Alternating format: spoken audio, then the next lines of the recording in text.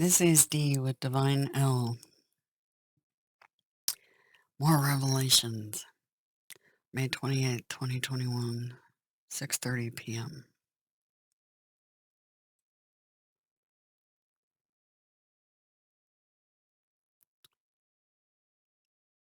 Recently, a group of remote viewers remote viewed a civilization that was in the Himalayas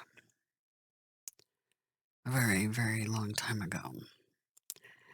The same civilization that left the Vedic hymns.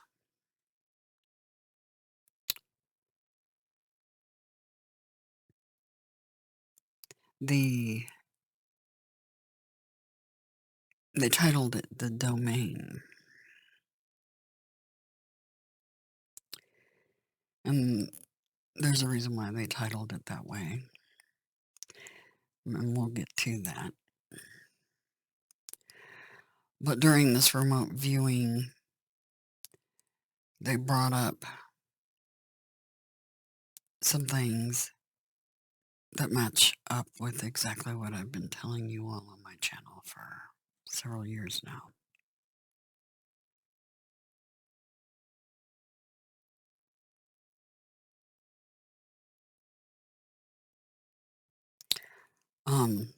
I'm just going to go over what are points of interest and then refer you to the video that they did.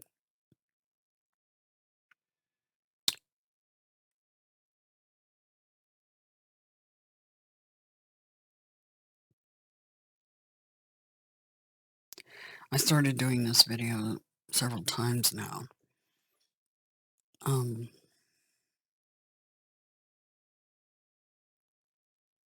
But I thought it best that my past videos, for those of them that have been following along and actually watched all of them. Some of you, I know, are actually taking notes. So you know certain details and things that I've said, like about my little blue friends, the tiny blue ETs, about the fact that I'm Lyrian,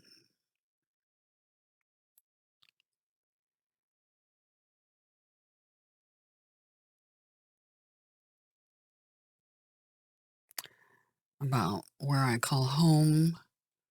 The place is not nearly as bright as it is here on Earth. The sun's a lot more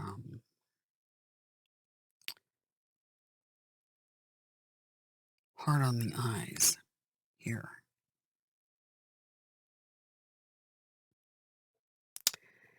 And I talked about the soul traps. This group of remote viewers remote viewed them, and I call them the death traps. I call it a soul trap. It's the same thing. They didn't remote view those till well after I told you. Well, after I told you about them.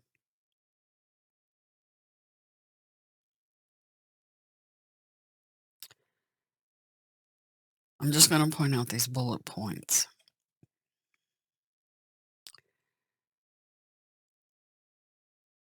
First of all, the Vedic hymns were tampered with. And they remote viewed this.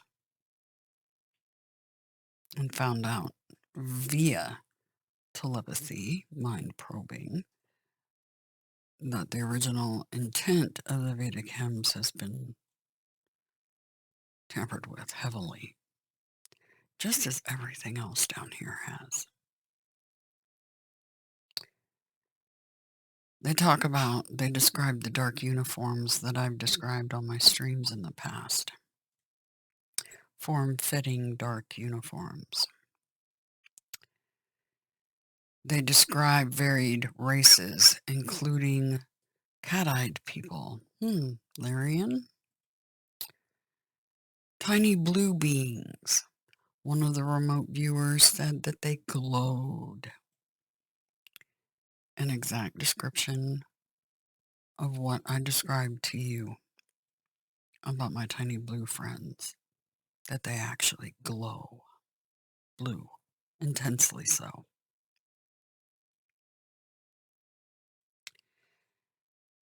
And that some are very human. Some of the races that were in the Himalayas. Talks about a betrayal, a male leader having revenge, vendetta, wanting to be more powerful than everybody else.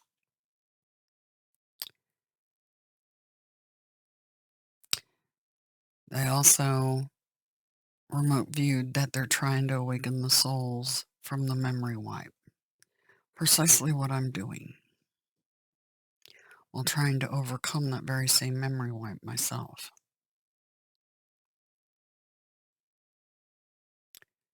And about the programming. Not only are they memory wiped, but they're programmed.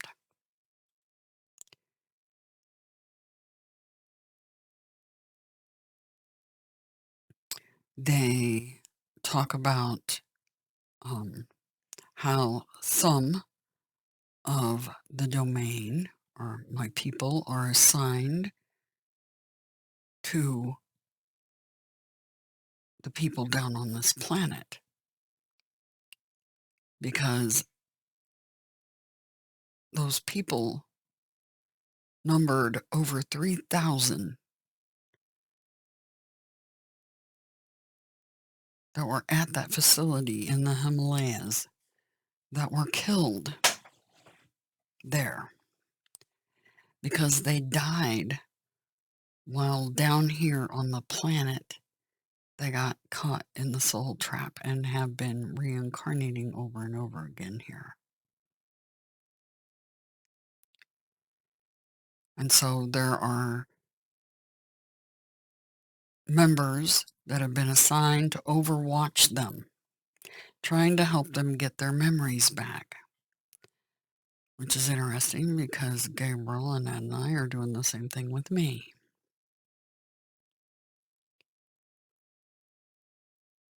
And they want their people back. They want to be able to rescue them. They speak about struggling with restoring the team members' memories. The ones that got stuck down here in the reincarnation grid. In the soul trap, death trap. They talk about the Aziz Brown drew out a ship that looked very reminiscent of the ship that I call the Arcadia, a ship that I designed. I've spoken about that before. Well, it's not the only ship I designed, but this particular one he drew, and it was very reminiscent of that ship.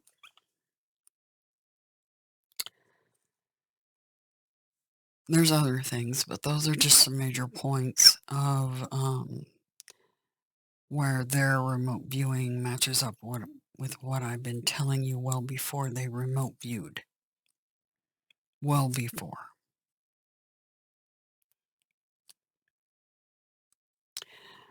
And the reason this remote viewing took place is because of a book called Alien Interview.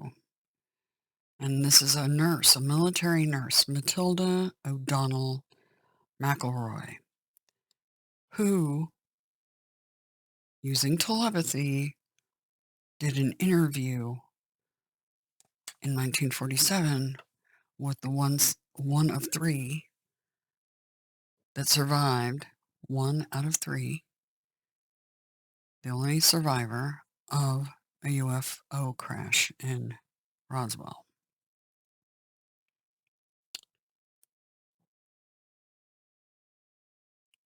I investigated that interview just yesterday for the first time because I wanted to see what this was all about. the reason they remote viewed the Himalayan mountains in the first place. And just watching the remote viewing, I wasn't 100% certain that this group of people in the Himalayas were my people or not. I had a hunch that it was, but I wasn't certain until I got a chance to look at the alien interview. And now I know I'm certain that is indeed my team.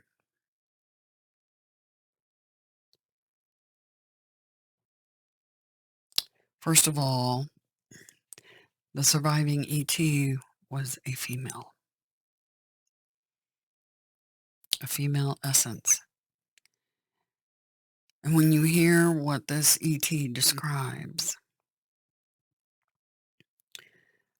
you'll understand a few things. First of all, via telepathy, she says her name is AirEL. Air, E-L, as in L. She describes her race as the highest of all, and that they can incarnate or transfer bodies at will. So the tiny blue beings are the same thing as the Lyrians, as the humanoid subjects, because they can inhabit anybody that they want to, based on what their mission is at the time.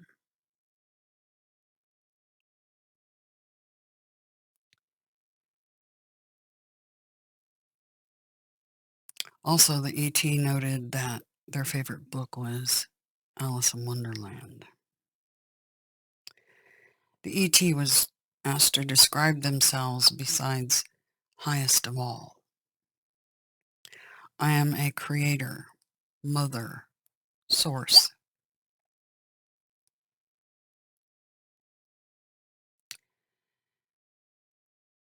They asked what the mission was. What mission were they on? Domain Anunnaki mission.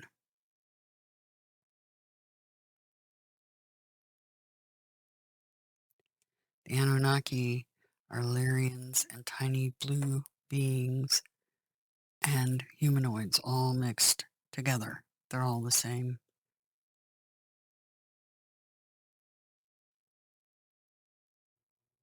It just depends on what biosuit they decide to inhabit, depending on their mission.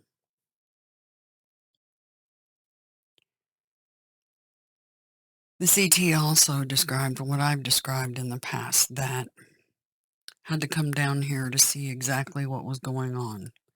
What the hell is going on down here? And I had a funny feeling, mission-wise, that we had to come down here to dismantle the traps, the soul traps, from the inside. That it couldn't be done from the outside, like we tried that.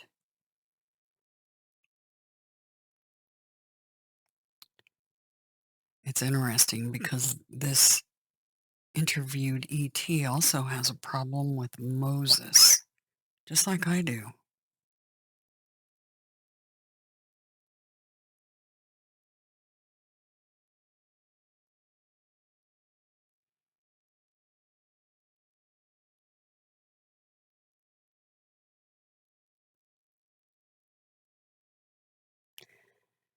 She calls souls Isbies,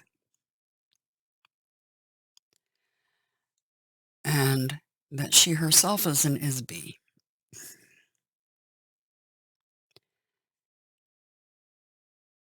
And that Isbies can incarnate in several bodies all at the same time.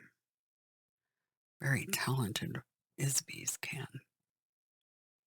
Not all of them are capable of that. but some of them can.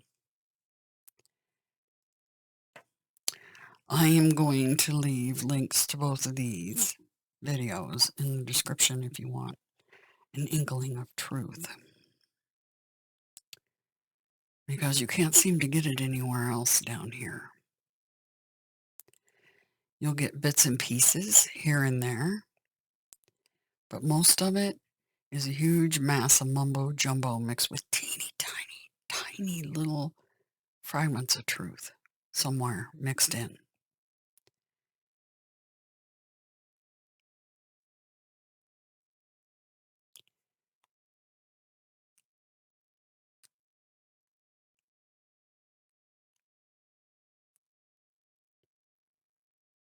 It's really hard not to walk away from missions like this because here's the thing, put yourself in my shoes for a moment. You're dealing with a whole massive population that's extremely programmed from the moment of birth. They're mind wiped. They don't remember who they are or where they came from. And trust me when I say none of you here on this planet came from here. And you'll understand more about that after you watch these two videos. I don't repeat others' work. There's no point in doing that. That's what the mainstream media does. Copy, rehash, repeat, and vomit.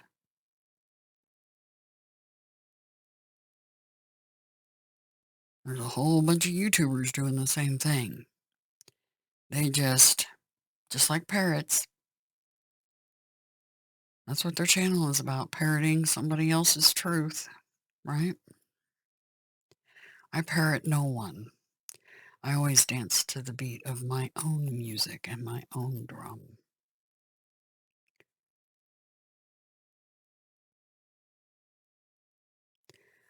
The prophecies talk about the Aquarius that's coming.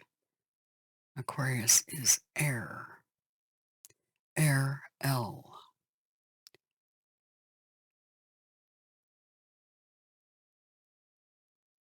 Those prophecies that nobody ever hears of. Very few people have heard those prophecies. But they're probably the only real thing down here on this planet that you'll hear.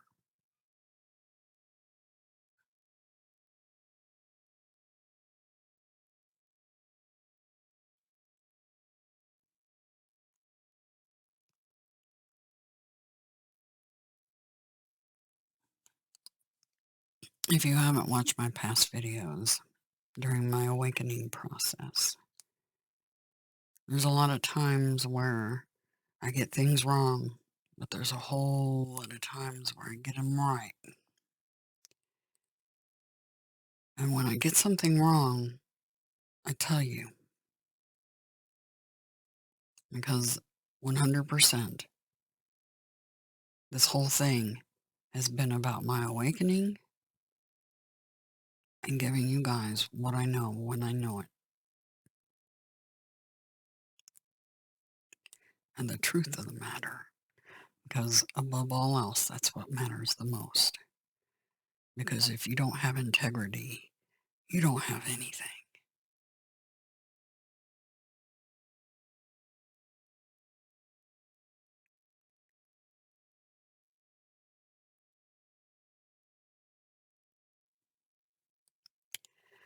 It would seem that the mainstream media is talking all about UFOs because they're trying to control the narrative. Because they can't seem to control the situation of Anunnaki motherships coming in. They tried to cover it up, trying to pawn it off as satellites. Really? Because even in LEO orbit, low Earth orbit, that's not lower than the commercial flight paths. Now, is it? And that ship that I showed you was definitely below commercial flight path.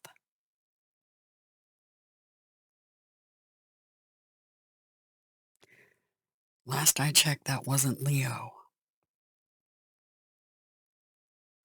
Low Earth orbit. They're known liars, the media. Absolutely 100% known liars. They mocked and scoffed and convinced everybody that people that saw ETs and UFOs were crazy. And here's the kicker. The mind-wiped, programmed souls on this planet actually joined in on the mocking party.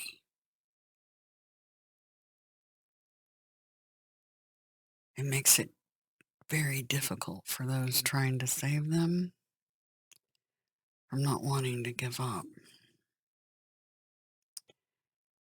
And then we think about the fact that they are mind-wiped and abused, and they don't even know it.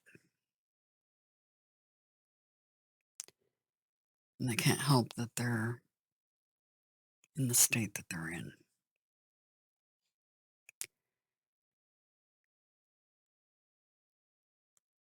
So that makes it a little easier. But trust, this is the most difficult mission you could ever get. Because you're trying to save a population that doesn't realize they're in prison.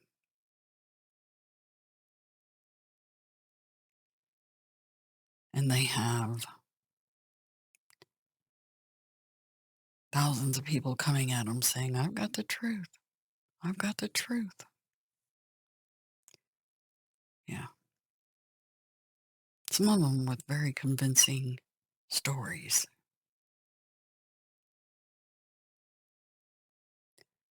Some of them with what may seem convincing to some of you. There's flaws in their stories, and I could point them out with ease.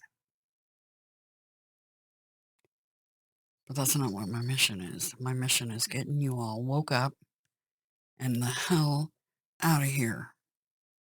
If you so choose to get the hell out of here and go back to your home planets, if they still exist.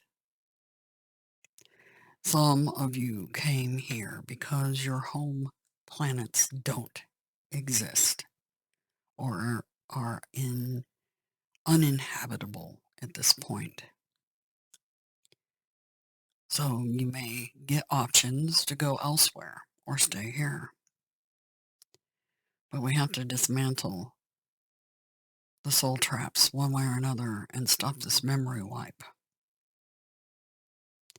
Somehow, some way. And that's what I'm seeking to do, is try to figure out how to overcome that and help others overcome it. If you've had weird things happen like, oh my gosh, I feel like I've been here before, it's because you have. If you watch a movie and it's set in a certain time frame and you feel, wow, that feels oddly familiar, it's probably because it is.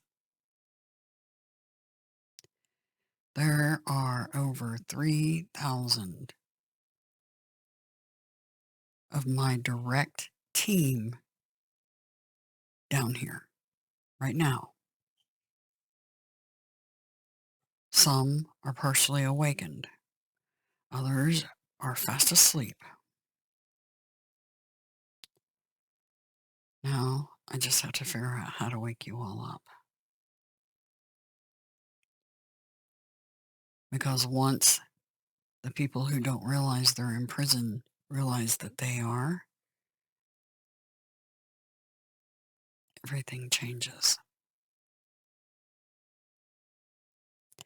Anyway, links will be in the description for the domain remote viewing, and a link in the description for what's known as the alien interview done by the nurse Matilda O'Donnell McElroy. And you, those of you that have bothered to really pay attention and watch all the videos and what I've said, it lines up, the remote viewing and this book, aka video interview of an ET that crashed in Roswell in 1947.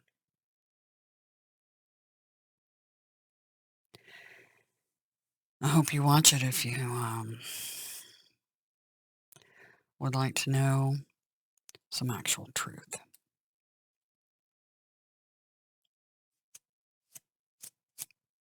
All right. I don't think there's anything else. There's a lot going on behind the scenes that I cannot discuss. But know that I'm on mission still, no matter how hard it feels sometimes. As Gabriel told me, we are the unsung heroes.